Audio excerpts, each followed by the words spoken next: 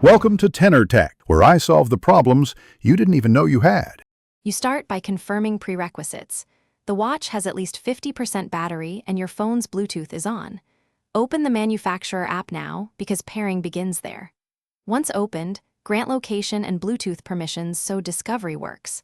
On the watch, navigate to the pairing or QR code screen. Make sure the display stays active. Once the watch broadcasts a code or QR, return to the phone app and choose Pair a new device to begin the automated handshake process.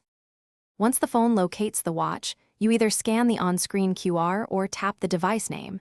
When a 6-digit code appears, compare and confirm it on both screens.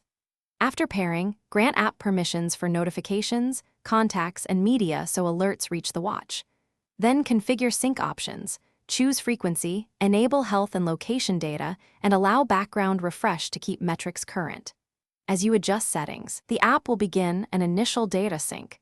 This can take a few minutes depending on history. To finish, accept any firmware updates and let the device reboot. Updates often resolve stability and feature gaps.